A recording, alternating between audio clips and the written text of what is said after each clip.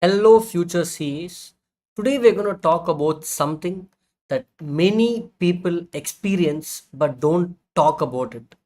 Yes, over the years, so many students have messaged me saying, Sir, I'm feeling low for various reasons. How do I deal with this? And one of the biggest misconception people have is they confuse between sadness and depression. And today we are going to decode emotions. Let me give you a few examples for you to understand this better.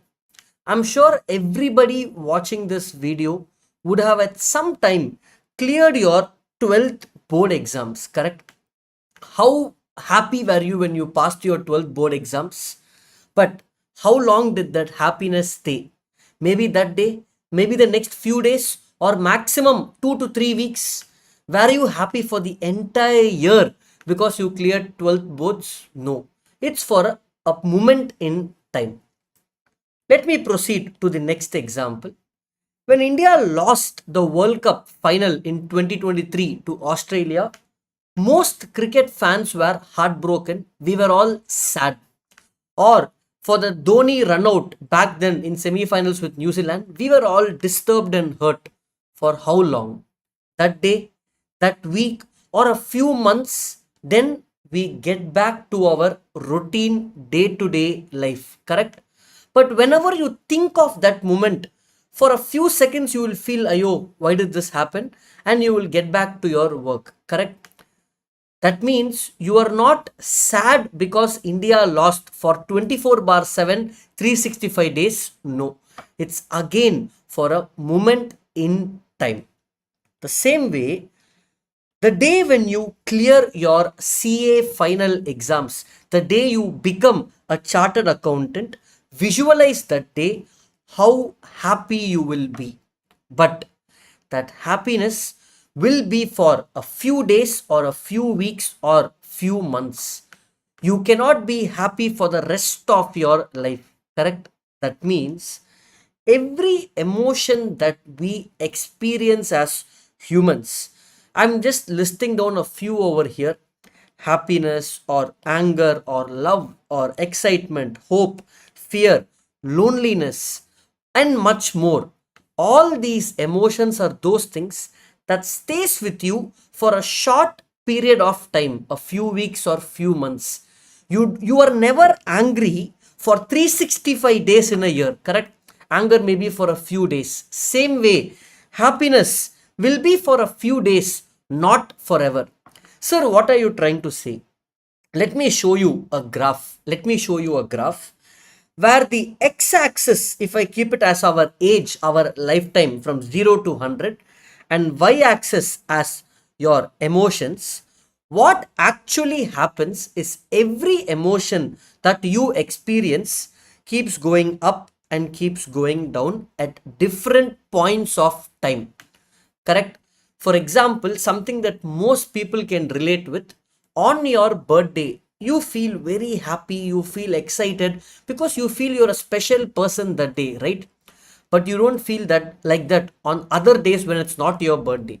Now, sir, why are you saying this? Same way, sadness or feeling low is an emotion that you feel at a point of time, and it will go away slowly. But if you are feeling low and sad for an extended period of time, for a prolonged period of time, for example, for weeks, for months, for years together, if you are feeling low and sad, you are waking up low, you are waking up clueless, that is when sadness becomes depression. Are you getting it, guys? I'm again repeating it. Most people or most students are generally low or sad for a particular short period of time. But if they are not able to overcome that, and if that stays for a very long time, that is when you have to actually call it depression. You cannot simply keep telling, Sir, I am depressed today, I am depressed yesterday, depressed tomorrow. No, it's not a very small word to use like that. Let me give you a few basic symptoms or signs of a person who may be depressed. This is not an exhaustive list. This is just few very basic symptoms. Of course, there are professionals, psychologists who know better about this, but me coming from a mental health company, just sharing a few basic symptoms. For example, no, these are symptoms that even I have gone through in my life, guys. I have gone through multiple of these symptoms at different points of time, and I have come out of it as well. We just have to work towards it. I'm also going to tell you how we can work towards it. Sometimes not feeling hungry, even if you don't eat for the whole day, you are supposed to feel hungry, but you don't feel hungry. You don't have interest in food, not getting sleep. 1 2 days, fine, but for weeks or months together, I'm not getting sleep, sir, not sleeping properly. Loss of interest in life, loss of interest in day to day activities. You just feel like, why am I even there? Those kind of loss of interest thoughts. Difficult to concentrate on anything. I'm not talking only about studies. Difficult to concentrate when you watch a movie, difficult to concentrate when you eat food. You just feel very numb most of the time. Withdrawing from social life, not meeting your friends. Suddenly you will see that a friend that you know for so long has not come, is not coming for some time, not replying to text. That means that person is withdrawing themselves from social life. I'm not talking about social media. Withdrawing from social life itself, isolating themselves. Sometimes people also resort to substances, drug use, alcohol use. Why do they do that? To deal with this emotion that temporarily gives you a relief, they resort to that.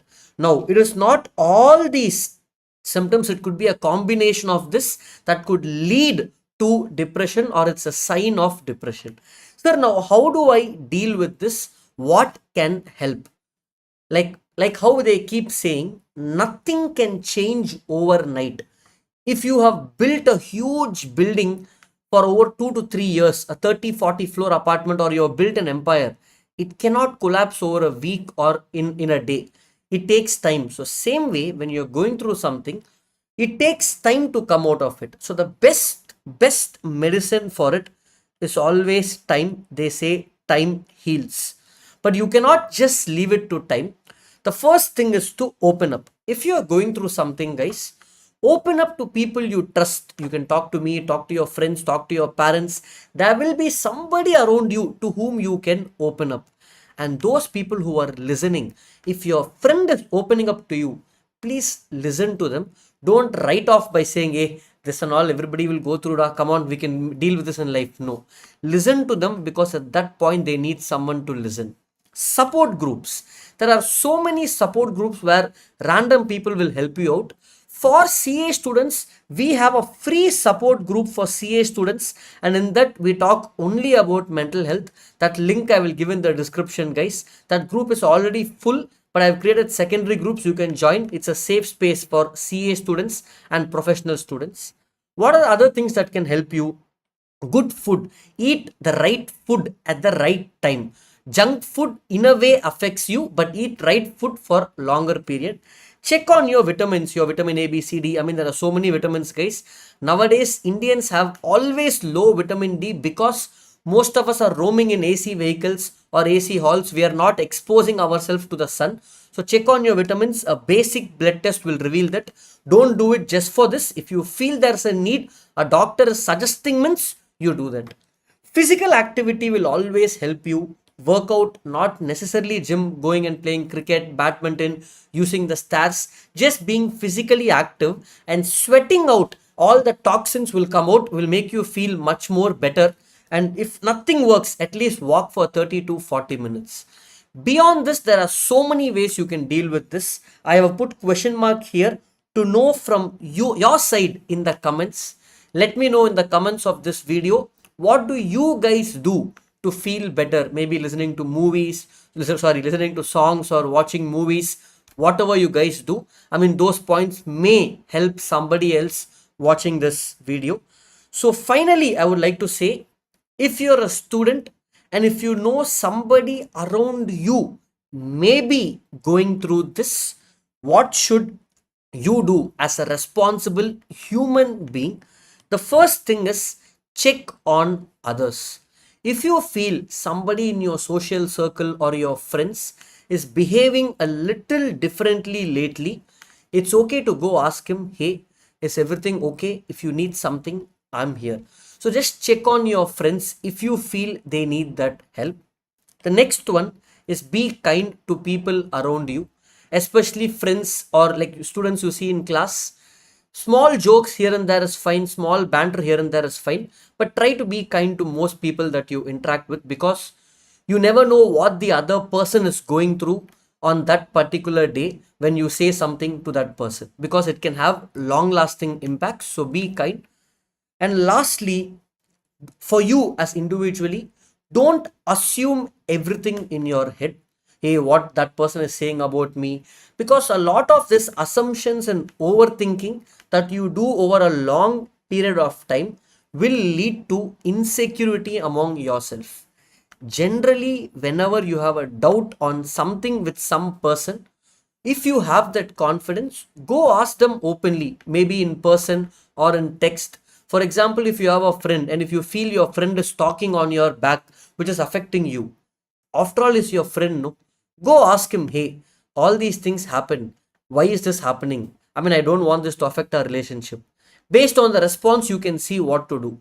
Instead of you assuming by yourself, which could be, it could be a grapevine in your head. It can lead to so many over assumptions and overthinking that you should avoid. So these are few things. And lastly, I will say, end of the day, guys, as humans, we are meant to experience every emotion. So some days will be great, some days will not be great. Try to embrace and accept every emotion, and life will be much better, because end of the day, your world is your mind. That's about it, guys. Thank you. See you on another day. Tata. Bye bye.